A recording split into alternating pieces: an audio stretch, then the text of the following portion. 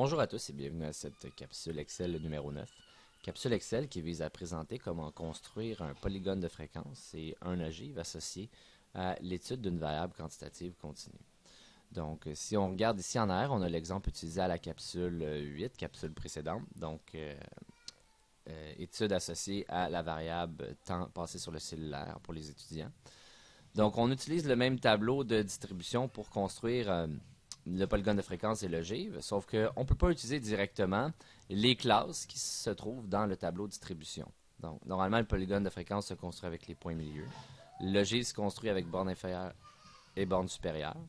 Donc, afin de construire notre polygone de fréquence, on a à se construire les deux petites distributions que vous voyez en dessous ici. Premièrement, si on regarde celle à gauche pour le polygone de fréquence, on doit créer une classe fictive qui se trouve avant la première classe où on trouve des valeurs, et une classe fictive après la dernière classe où on trouve des valeurs. Donc, dans ce cas-ci, moins 200 à 0 et 1000 à 1200. On prend les points milieux des classes pour construire le polygone de fréquence. Par conséquent, le point milieu de la classe fictive avant serait moins 100. Le polygone de la classe fictive qui se trouve après la distribution, 1100. Évidemment, il n'y a aucune donnée dans ces classes fictives-là, on les a ajoutées. Donc, on va marquer 0% pour le pourcentage de données à l'intérieur. Polygone de fréquence construit, je le rappelle, à l'aide des fréquences relatives, donc des pourcentages. Ensuite, pour chacun des points milieux, donc la classe 0 à 200, point milieu c'est 100, ensuite 300, 500, 700, 900, on a juste à copier la colonne des pourcentages, évidemment en excluant le 100%. On copie tous les pourcentages qu'on associe à la classe respective. Une fois qu'on a nos différentes valeurs, on peut les utiliser pour construire notre polygone de fréquence. On commence par sélectionner les pourcentages. Insertion. Donc, en 2013, c'est le diagramme en courbe ici, donc un graphique en courbe. C'est similaire en 2010, donc c'est le type graphique en courbe aussi, et on utilise la première variante. Donc, on obtient notre courbe pour le polygone de fréquence. De la même façon qu'on construit un diagramme à bande, après on va modifier la disposition afin d'obtenir un titre d'axe. Donc, on peut regarder, si en allant directement dessus, on voit ce que ça donne. Nous, on veut une variante comme celle-là ici. Titre du graphique, titre pour chacun des axes. Ça nous donne ce qu'on veut. On va effacer la légende, on a seulement une courbe, donc c'est pas pertinent. Pour le titre du graphique, moi j'exige qu'on utilise dans mon cours le même titre que le tableau de distribution. Parfois, on peut exiger d'utiliser un titre qui définit qu'est-ce qui se passe dans le graphique, donc l'étude de la variable en fonction du pourcentage. Sauf que pour les besoins ici, on va utiliser le même titre que pour le tableau de distribution. Donc, on copie, on colle le titre, plus rapide, c'est fait. Qu'on n'oublie pas évidemment de mettre en caractère gras, caractère 14 autant que possible. On va agrandir ça un petit peu pour que ça soit plus représentatif. Et voilà. Donc, il va nous rester à identifier les axes. Donc, évidemment, l'axe ici, c'est le pourcentage d'étudiants. Donc, on identifie le pourcentage d'étudiants. La variable, évidemment, ça ne change pas. C'est le temps passé sur le cellulaire. Donc, le temps, évidemment, en minutes. Donc, temps, on peut l'indiquer en minutes.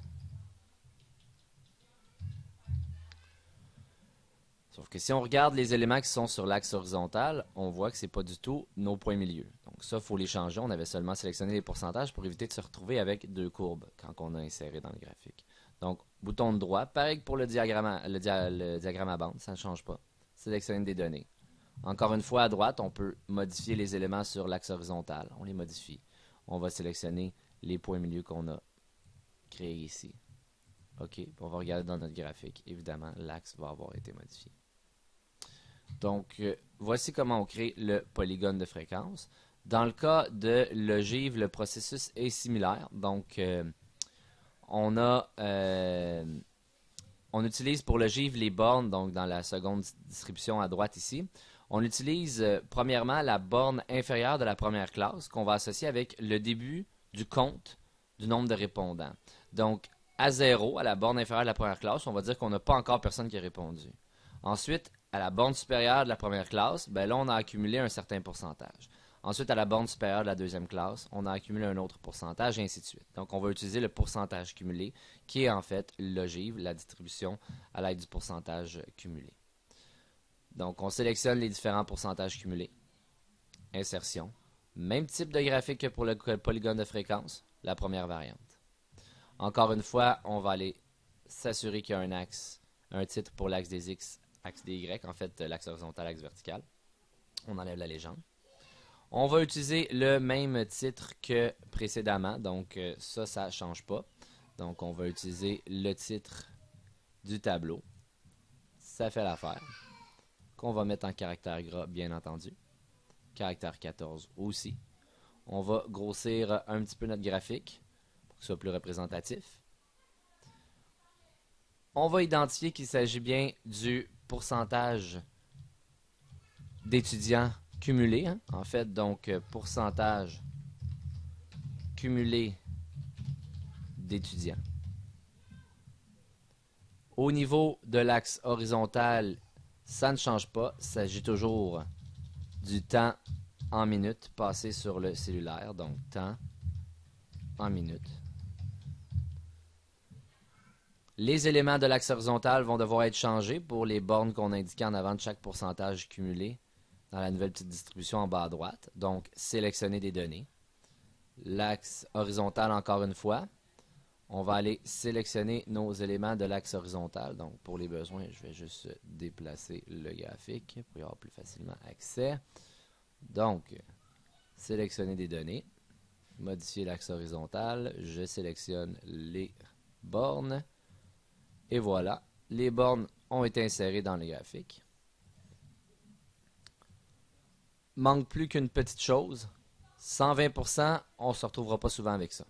Par conséquent, on veut que le graphique s'arrête à 100%. Bouton de droite. Modifier la mise en forme de l'axe, pardon. On peut avoir un maximum, on voit qu'il est à 1.2. Là est le problème, hein. On ne veut pas qu'il soit à 1.2. Donc, nous, on va le changer pour 1. Et quand on va aller dans notre graphique, on voit que ça a été changé pour de 0 à 100%. Donc, on obtient la courbe relative à l'ogive, ici. Donc, ceci met fin à la capsule numéro 9 sur la création du polygone de fréquence et de l'ogive.